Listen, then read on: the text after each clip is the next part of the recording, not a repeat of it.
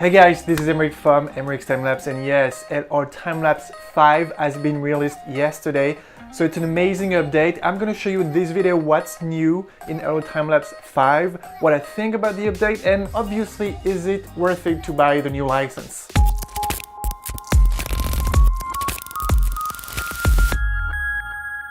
Okay guys, so this is take number 2. Basically, I just shot this entire video, but I forgot to do the screen recording.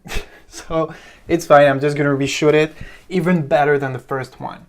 So this is it, this is LRTimelapse 5. So Gunther, who is actually the creator of LRTimelapse, released a new update from LRTimelapse 5. So now it's 5.0.1, but it's pretty much the same thing. Anyway, let's see what's new in LRTimelapse 5. If you've been using LRTimelapse 4 for a while, you can see that there's a few things that change on the interface. So what is it? There's a few buttons over there, here, and then obviously on the sequence over there. So what are they? So let's see, this is a day to night sequence I shot of the Golden Gate Bridge in San Francisco. So what I'm going to do the workflow. I'm going to do the workflow exactly like the previous version, but I'm going to explain to you what's new. All right, so I'm going to click on Keyframe Wizard. And here you can see next to my sequence, there is an icon with the keyframe which just appeared. So all those icons over there, those little logos, is just your workflow. It's to actually see where you are in one specific sequence, which is awesome. So here you can see the first one is my keyframe wizard. So I clicked on the keyframe wizard and then now it just showed up right here. So it's awesome. Next, we're gonna do, let's select, I don't know, 15 frames. I'm not gonna do the color correction. It's just LRTimelapse today. Then I'm gonna click on the Holy Grail wizard. So there is something new with the Holy Grail wizard. Apparently it's completely new. It's very different than what used to be on LRTimelapse 4. So you can see my Holy Grail wizard curve is almost a perfect mirror of my preview luminance curve. And it wasn't the case before on LRTimelapse 4. And I feel like it makes more sense. It's gonna be like a way smoother video even before the visual deflicker. And what's different is, I don't know if you guys remember, but at the end of a day to night, if you stop changing the settings and if you stop the ramping, usually what we used to have is like a straight line. So you used to have a line like just go like straight up, for example, and then you have to kind of like rotate the curve a little bit to make it more straight. So it was kind of weird, but I mean, it was working pretty well. And what's new too is you can see the curve is already compensating the lights. So here you can see on my preview luminance curve, you already have like a few light changes for some reason. And you can see that the Holy Grail wizard curve is actually trying to compensate already. It's almost doing like the same job that the visual deflicker, but it's not a visual deflicker. We're gonna talk about it later. So it's pretty amazing. It's already, you feel like it's gonna work way better than LRTimelapse 4. So what I'm gonna do now is like, I'm just gonna save it. I'm not gonna go on Lightroom. I'm not gonna reload anything because I didn't do any color correction. But what I'm gonna do is the auto transition. Hey guys, so right here I'm talking about doing the auto transition. Obviously I'm talking about doing the visual preview. I don't have to do auto transition because I didn't do the color correction on Lightroom. I was just a little confused. So obviously I'm gonna do the visual preview to create like a perfectly smooth time lapse. All right, let's get back to the video. So basically my visual preview that you're gonna see on my screen right here is only the day to night with no color correction, but technically no flicker at all. So let's do it and let's see what happened. I'm gonna time lapse this for you guys. So for me, it's gonna be about 20 minutes, I think, but I'm gonna see you in 5 seconds. Go. Okay guys, so my visual luminance curve is done. So again, this is just the this is just the visual preview with no color correction. So I mean, you can see it did already a pretty good job. It fixed pretty much the lights exposure, the ramping I was doing. You can see now it's pretty good. The exposure looks, I mean, the visual luminance curve looks pretty smooth.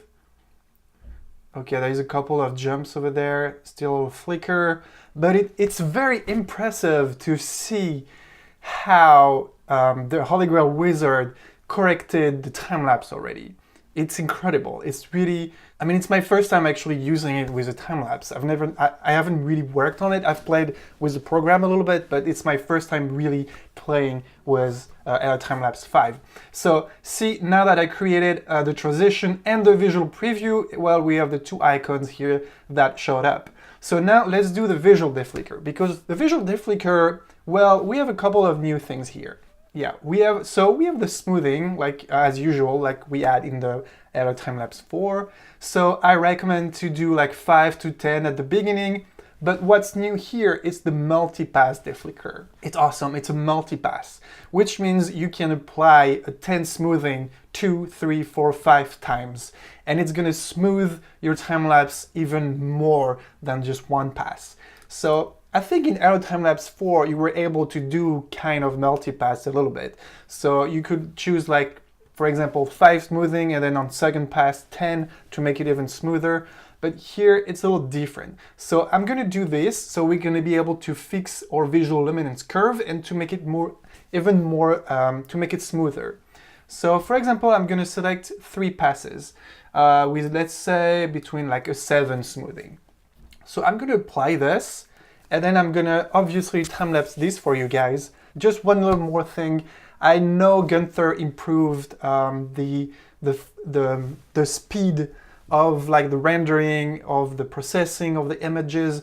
It changed something in LRTimelapse 5 that actually allows the program to use more cores in your computer, which means it's going to be way faster processing,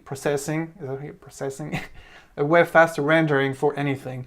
And I can see it. It took about 10-15 minutes to create a visual preview for almost 1200 frames. That is pretty good. I have a good computer as well, but the program used to be maybe at some point a little slow. I'm going to time-lapse this for you, and then I'm going to see you at the end of the visual deflicker so we can talk a little bit more about the program, and then this is going to be it for the video. I see you then. So just a quick thing, you can see that on most of the time when it's loading something, it's rendering something, what's new is like you have a timing, approximately the time left until it's done. So here you can see we have passed 1 out of 3. So there's 3 minutes and 28 seconds, 19 seconds. Anyway, it's a very approximate timing, but I think it's pretty cool. I think it's a good thing that he added this. It's the same thing when you're doing the visual preview. It's the same thing when you're doing a render video. There is a lot of things, new things like this.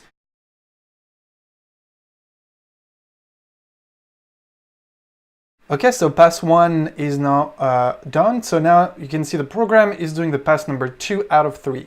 Okay, so the 3 passes of visual deflicker are over. So the pass 2 and 3 were about 10 seconds, which means the pass number 1 were actually way enough to deflicker the entire time lapse. And you can see that now that my visual luminance curve is like perfect. Anyway, it was just a little talk about the visual preview and the multi-pass tool. Now you can see that we have the visual deflicker icon that showed up. So what's the next one? Here, it's only if you're done with the sequence, you can just click on here on the check button here, and voila, your sequence is now over. You have the video, you have everything. Now you just need to export and render the video. So this is what the next one is. Basically, if you export your images as JPEG or TIFF using Lightroom, and then you create your video using LRTimelapse, you will be able to have a link to your video directly on here. So you'll be able to right-click and then assign a default render folder, and then you'll be able to show the rendered video when LRTimelapse knows where your video is located. So that is pretty cool. Oh, let's talk about the rendering video tool, the render video window. A lot of things change a little bit. What's cool now is like when you're cropping, you don't have to do it on Lightroom. You don't worry about the cropping, and you can do it here when you want to render the video. So if you click here on force output to 16:9, you see that you can change if you want it up, down, if you can change what part of the video, top or bottom, you want to crop, which is what you can do on After Effects, which is what you can do on Lightroom as well. But you can also do it here if you want. So this is just one more thing it added in the render video window, which is pretty cool. And then what we have here, render preview video. If you want more information about like render video and the shortcuts with our time lapse, just click in the link in the video, link in the description about this is Gunther video. It talks about all of this a little bit more better than me because I don't use it that much because I export everything with After Effects.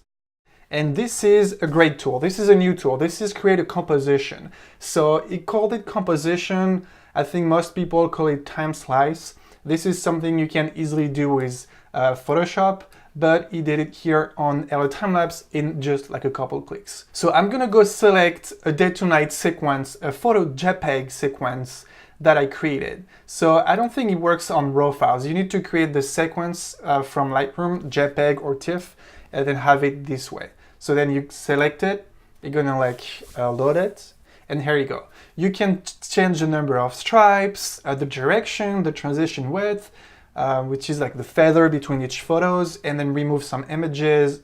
What is freeze images? I'm curious to know. Let's see. Create preview. Okay. Oh, okay. So it means like it keeps only one on the left. Is that it? It looks like it. Okay.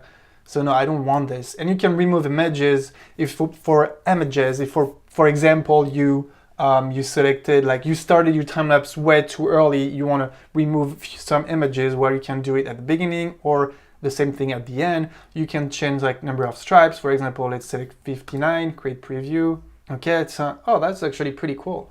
You can change the width. Okay, wait, what I'm gonna do is I'm gonna stop it. I'm gonna remove some stripes because it's a lot. And then we're gonna change a little bit. Let's say like a 50%, for example. Gunther, if you're watching this video, I think we need a bigger image preview. It's a little small and I can't figure out how to make it bigger. But I mean, it looks pretty cool to me. Anyway, then you just cut like, hold on. I'm gonna do like this. I'm gonna remove the feather and I'm just gonna go like to like 50 images. So I'm gonna create preview. And then when you're done, you just create the composition or time slice. This is how people like to call it. Create composition, and then you go in your folder, in your Finder, and here you go. I have my photo. How cool is this? And it is full res, so it's amazing. All right, so what do I think of this update? This is a great update in general. It's a very, very good update. I think it's a little too expensive for people who already bought the previous license for LRTimelapse Pro or LRTimelapse 4 in general. I think I paid about 150 bucks to get LRTimelapse 5. Come on, I think it's a little expensive for what it is. But you know, I'm working full-time as a time-lapse photographer, so I can't really complain because this program is amazing, and I think 90% of the price goes for the Holy Grail Wizard or the Visual Deflicker, because this is in my opinion, one of the best programs ever for time-lapse photography. Yeah, it's a little expensive to actually renew the license. I think it's about $250 if you didn't have a license before, and I think it's free if you purchase LRTimelapse before, after December 1st, 2017. So it's great. I think it's cool that Gunther actually gave a good price for people who already have a previous version. Overall, it's a great update. I'm excited to start using the Holy Grail Wizard and the Visual Deflicker even more to see how it works well with Lightroom. Apparently, it's way faster for all the processing, rendering, and all of this. I haven't worked with the program yet on new sequences because I don't have any time-lapse ready right now. I don't shoot that much in LA right now because it's very, very dry. If you are serious in time-lapse photography, yes, you should purchase it. If you're making money from your time-lapse photography, yes, you should definitely have it. This is a great update. If you're just doing time-lapse for fun, you don't have a big budget, you just want to do a few time-lapse on the weekend or something, I don't think you should update it right now. Just keep the LRTimelapse 4 because it's actually a great program already. And having LRTimelapse 5 not going to change a lot of things for you. Unless you want the composition, timeslice tool that you have in LRTimelapse 5. Otherwise, it's really pretty much the same program with just a lot of improvements. So this is it, guys. If you have any questions or comments about LRTimelapse 5 or timelapse and hyperlapses, just leave a comment below and don't forget to subscribe. I see you in the next video. Ciao.